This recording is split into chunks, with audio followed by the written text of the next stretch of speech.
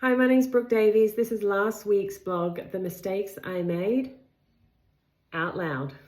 Hope you enjoy. The mistakes I made building an online business and what they taught me along the way. The mistakes didn't stop me from succeeding. They taught me how to succeed better. There is a lot of external advice available when you start a business. Some of it useful, some of it contradictory, and some of it comes from people who have built something entirely different from what you were trying to build, or perhaps never built anything at all. Then there are the lessons that only seem to make complete sense once you have experienced the consequence of getting them wrong yourself. I've made plenty of those mistakes. None were catastrophic. They didn't bring the business crashing down or stop me from eventually building something successful. More often, they were decisions that seemed perfectly reasonable at the time, or carried what felt like little risk, until experience showed me something I couldn't yet see. Looking back, I can identify several moments where I made business harder than it needed to be. Sometimes I relied too heavily on what was already working. Sometimes I listened to voices that had no business directing my decisions. At other times, I chased attention, let circumstances interrupt my consistency, or consumed information without actually doing the work. And perhaps most importantly, I've spent plenty of time playing not to lose, when I could have been playing to win. What I find most interesting is that I built a successful business while making these mistakes. You don't have to get everything right to succeed. You can save yourself a great deal of time by learning from someone who has already got it wrong. Don't mistake early success for a complete strategy. One of my earliest mistakes was putting too much faith in something that was working. When I started my online business, I followed the proven step, one by one. I was taught to establish 4 legs of marketing. The thinking was simple. Don't rely on one source of leads. Build several ways of reaching people so that if one changes, you still have others working to keep the business operational. It made complete sense. I just didn't do it. Facebook took off almost immediately for me. I was getting traction, conversations were happening, and the business was moving. So naturally, I put more of my energy into the thing that was producing results. Why would I spend time building something else when this was working well? Then Facebook changed its algorithms. Suddenly, the platform I had relied upon wasn't delivering in the same way. Because I hadn't spent the time establishing the other marketing legs, I felt the impact far more than I needed to. It was an early lesson in the difference between having a successful marketing strategy and having a resilient business. If I had established those other channels from the beginning, the algorithm change would have been something to work around, rather than something that could materially affect the flow of my business. If I was starting again, I would still take advantage of the channel that was working. Of course I would. But I would also build the others alongside it. A business needs to be able to adapt to changes in the environment rather than having its future tied too closely to one platform, one strategy, or one source of attention. 2, don't let people who aren't building your life influence how you build your business. The second mistake was less technical and far more personal. I listened to people who weren't building my life. In the early days of starting a business for myself, I allowed external voices to get into my head. Some were people who didn't necessarily have my best interest at heart. Others simply had a very different idea of what a sensible or conventional path looked like. Rather than trusting that my business was mine to build, I became conscious of how it might be perceived. So I marketed where I thought I would be accepted, rather than where I was most relatable. I hid parts of my success and was more careful about talking about what I was doing than I needed to be. There was nothing inherently wrong with the strategy itself. I simply wasn't showing up with the confidence required to make it work as well as it could. That distinction took me some time to understand. When I stopped worrying so much about what other people thought, I became willing to market in more places and, more importantly, to let people actually see me. The business grew, and there was another benefit I hadn't anticipated. It felt freer. I wasn't spending so much energy managing other people's perceptions of my choices. I was spending it building something I believe in. There is a lesson here that extends well beyond business. If you spend too much time wondering what your friends, family, colleagues, or former colleagues will think about the decisions you are making, you can end up building a life that makes sense to everyone except you. You don't need everyone to understand your decision. You need to be able to stand behind it. 3, don't confuse attention with attraction. There was another version of the lesson that took me a little longer to learn, and that was the mistake of trying too hard to be interesting. There was a period when I became caught up in the idea that I needed to grow my following. TikTok had its trends, Facebook had its trends, and Instagram had its trends, and I started following some of them in the hope that I could increase my reach and blow up my audience.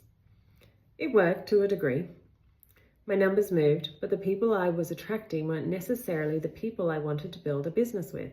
And more importantly, the content didn't always feel like me. I was creating attention rather than connection. Great if you're in the entertainment industry, but not if you're building a personal brand around an online business. People aren't necessarily looking to start a business with a person who can entertain them the most. They are looking for authenticity, trust, and a process they can understand and duplicate. Eventually, I stopped trying to work out the algorithm, what the algorithm wanted from me, and asked myself, who am I and who am I becoming? The answer was simple. I love the kids, and I love being a mother.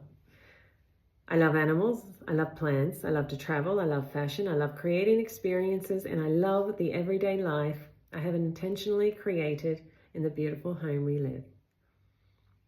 So that is what you'll find on my page. Not because it's perfect content strategy, but because it's actually me. If you love to dance, dance. If you love to sing, sing. If creating funny videos or following trends genuinely feels like you, then by all means, make it a part of your brand. But if it isn't you, don't perform a version of yourself because you think the algorithm will reward it. When I stopped trying to manufacture an audience and became more comfortable being myself, the right people began to find me. The conversations became more aligned, the audience became more relevant, and the business ramped up again. Sometimes the simplest marketing strategy is being yourself and allowing people to see your personal growth and life transformation. Mine didn't happen overnight. It has been one foot in front of the other, and that is the story I want people to see.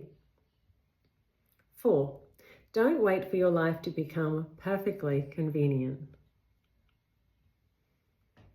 The 4th mistake was allowing my circumstances to dictate my consistency. There were periods, particularly through the stages of divorce, when life created a genuine stop-start pattern in my business. There were plenty of reasons to pause, and sometimes I did, but over time I began to recognize a pattern in myself. If I waited until everything around me felt settled before I acted, I could be waiting a very long time. Life doesn't tend to arrange itself neatly around your goals. There will always be children who need something, circumstances you didn't anticipate, difficult conversations, emotional days, practical responsibilities, and things that generally demand your attention. That doesn't make those things unimportant. It simply means they can't all be allowed to determine the direction of your life. I learned this in other areas too. I finished my university degree during a season when I didn't particularly need the qualification. I finished because I had started it and wanted to finish what I had begun. That experience changed something in me. I began to understand that discipline isn't necessarily about feeling motivated. Sometimes it is simply deciding that something remains important even when your emotions, circumstances, or environment are telling you to put it down. There are times when the business became a welcoming distraction from what was happening around me. There were other times when it required me to be disciplined enough to do the work when I would have preferred to focus my attention elsewhere. The circumstances were real. They didn't have to become the author of my future. That became part of my understanding of emotional wealth.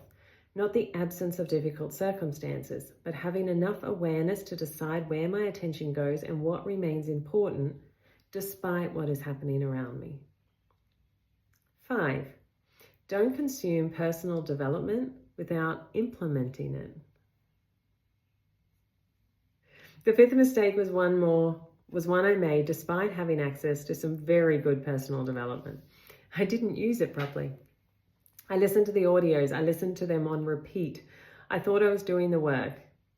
It wasn't until later that I understood I was consuming the information rather than applying it. I came into this business not really knowing what personal development was. So in hindsight, this was one of the most valuable lessons I could have learned. I'm grateful. I kept going until the light bulb moment hit. The workbooks weren't simply written versions of the audios. They contained activities and questions designed to take the concepts into real life, into my habits, observations, thinking, and behavior. Once I understood that, the value of the material changed completely. There is a difference between hearing an idea and becoming aware of how that idea actually shows up in your life. You can listen to something about emotional control and think it sounds useful. But the real learning begins when you find yourself in a difficult conversation, notice your reaction, catch yourself before responding, and recognize that you are beginning to behave differently. That was where personal development becomes practical. The real value comes from asking the questions, completing the exercise, noticing your behavior, and paying attention to what keeps repeating. Personal development isn't simply about knowing more, it is about becoming more aware of what you are doing with what you already know. 6, don't play not to lose. The 6th mistake is probably the one I'm still working on. Playing not to lose. I notice it more clearly when I play tennis. I love winning, but what I really enjoy is improving. There is something incredibly satisfying about hitting a shot I've been practicing and realizing that it has finally become a part of my game. Let me read that again. I notice it most clearly when I play tennis. I love winning, but what I really enjoy is improving. There is something incredibly satisfying about hitting a shot I've been practicing and realizing that it has finally become part of my game. Business is much the same for me. I enjoy the results, but I also enjoy the experimentation. Trying a different marketing angle, starting a new conversation, testing an idea, seeing what happens, and learning something from a result that wasn't what I expected. But there is still a part of me that can become cautious. As a solo mum, I have responsibilities that make risk feel different. There are people who rely on me, decisions that affect more than just me, and underneath that responsibility, a very human fear of getting something wrong. The ego has a funny way of convincing us that not losing is the same as winning. It isn't. Playing not to lose can keep you safe, but it can also keep you from taking the shot you have spent all that time preparing for. I don't think the answer is to become reckless or ignore responsibility. For me, it is about becoming more willing to set a bigger goal, test the idea, put myself forward, and allow the possibility of winning to have as much room in my thinking as the possibility of failure. I'm still working on that one. When I look back at the business I have built, I don't see a perfectly executed plan. I see a lot of learning. I see decisions that worked and decisions that didn't. Times when I was confident and times when I wasn't. Moments when I followed the training and moments when I thought I knew better. I see a woman learning how to run a business while simultaneously learning how to navigate motherhood, change, responsibility, and her own growth. And I think that is worth saying because you can still stand behind a successful business while making mistakes along the way. When you're building something of your own, you don't need to be someone who never gets it wrong. You need to be willing to learn. Stay curiously playful and remain connected to the reason you started. The business I built didn't come from getting everything right. It came from being willing to keep learning, keep experimenting, and keep becoming better at the person who was building it. Hope you enjoy.